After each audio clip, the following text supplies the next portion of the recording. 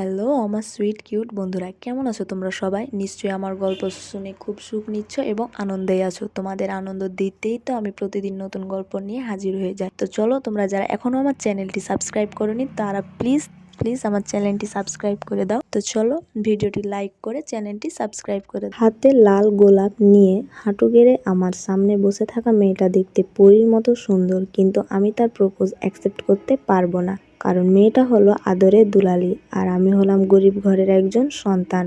চলেন গুছিয়ে বলি। সকালবেলায় গোসল করে বাহিরে আসতেই শুনলাম ফোনটা বাজতেছে। তাকিয়ে দেখি মায়া। সাথে সাথে রিসিভ করলাম। ওই, তোর এতক্ষণ লাগে ফোন ধরতে? কই ছিলি তুই? আসলে আমি গোসলে গিয়েছিলাম। ও হুসাইন, তুই কি আজ ভার্সিটিতে আসবি? কেন? আজকে কত তারিখ তা তোর মনে নেই? আজকে 14ই ফেব্রুয়ারি, মানে ভালোবাসা দিবস, ভ্যালেন্টাইন ডে। আর আজকে তোকে একটা কথা বলবো, তুই চলে আয় তাড়াতাড়ি। কেন? ফোনে বল। তুই আয়, সামনাসামনি বলবো। ওকে বলেই ফোনটা রেখে দিল। হুসাইন রেডি হয়ে চলে গেল আব্বুর দোকানে। চলুন গল্পের পরিচয় পর্বটা শেষ করে ফেলি। আমি আনোয়ার হোসাইন, এবার ভার্সিটিতে পড়ি, পরীক্ষার্থী, মধ্যবিত্ত ঘরের একজন সন্তান। দেখতে হয়তো স্মার্ট, কারণ লোকে তাই বলে। বাবার ছোট একটা মুদির দোকান আছে, যেটা মোটামুটি ভালোই চলে। তাই আমার লেখাপড়ার পাশাপাশি সংসারটাও চলে যায়। তাই আমি এত দূর পর্যন্ত লেখাপড়া করতে পেরেছি। বাবা মায়ের একমাত্র সন্তান, আর আমাকে ঘিরে তাদের সব স্বপ্ন। তাই আমাকে যেই করেই হোক ভালো রেজাল্ট করতে হবে। আর যে আমাকে ফোন দিয়ে এতক্ষণ কথা বলল তার নাম সুমাইয়া আক্তার মায়া। মায়ের টাকার অভাব নেই, তাও আমার মতো একটা ছেলের বেস্ট ফ্রেন্ড। আমি মাঝে মাঝে ভেবে পাই না, কলেজে ফাইনাল পরীক্ষায় ওর সাথে আমার সিট পড়েছিল। তারপর একজন আরেকজনের সাথে ভালো বন্ধুত্ব হয়ে যায়। তারপর দুজনে একই ভার্সিটিতে অ্যাডমিশন নিয়ে নেই। আর তুষার আমার ছোটবেলার বন্ধু, ওদের অবস্থাও খুবই ভালো, শুধু আমারই অবস্থা খারাপ। তারপরে আলহামদুলিল্লাহ। তাও কি আর করার, মায়া অনেক জেদি, যা চাই তাই দেওয়া লাগে। না পেলে পৃথিবীটা উল্টে রেখে দিবে।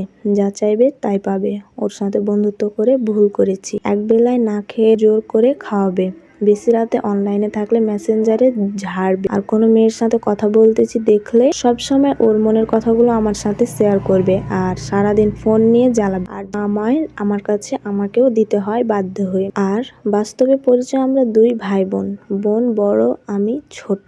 আর সাথে আব্বু আম্মু নিয়ে খুব হ্যাপি ফ্যামিলি। বাসা মেহেরপুর জেলা, মুজিবনগর থানা। বাবার কাছ থেকে হালকা কিছু টাকা নিয়ে বাসে করে ভার্সিটিতে চলে গেলাম। বাস থেকে নামতেই তুষারের সাথে দেখা, আমার কলেজার ফ্রেন্ড। তুষার, কি রে আজকে আসতে এত দেরি হলো যে? আরে বলিস না, রাস্তায় অনেক জ্যাম, তাই আসতে একটু দেরি হলো। তোকে কতবার বলেছি আমার সাথে চলে আসতে, কিন্তু তুই কি করিস, বাসে আসিস। আরে বোকা, তুই এত কিছু বুঝবি না।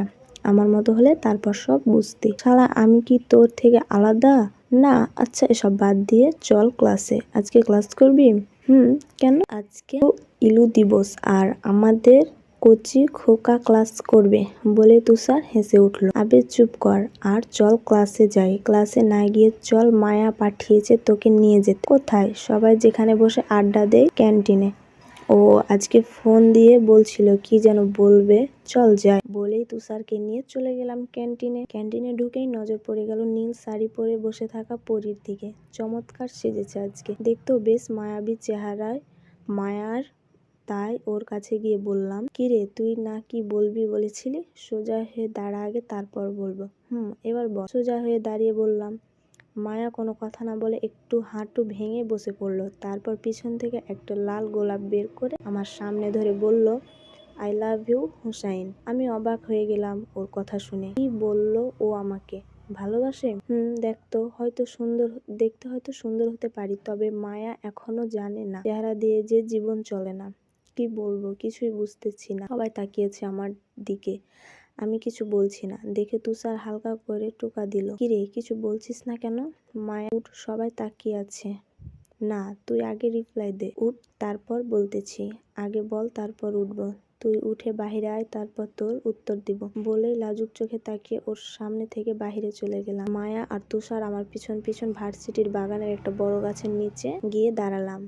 এবার আমার প্রশ্নের জবাব দে। মায়া পিছন থেকে বলে উঠল। মায়া, আমাকে কিছু প্রশ্নের উত্তর দিবি? বল। আমার কথা শেষ হওয়ার আগ পর্যন্ত কোনো প্রশ্ন করবি না। আচ্ছা বল। আচ্ছা প্রতিদিন তুই কত টাকা খরচ করিস বলতো? তুই এই কথা কেন জিজ্ঞেস করছিস? তোকে না বললাম যে কোনো প্রশ্ন করতে করতে। আচ্ছা এবার বল তোর প্রতিদিনের খরচ কত? এই ধর 30-40 হাজার টাকা মাত্র। আর দেখ আমার পকেটে মাত্র 577 টাকা। টাকাগুলো বের করে দেখিয়ে বললাম। আচ্ছা তুই চলাচল করিস কি দিয়ে? BMW। আর আমি চলাচল করি পাবলিক বাস দিয়ে। তো তুই এসব আমাকে বলছিস কেন? তোকে বলছি কারণ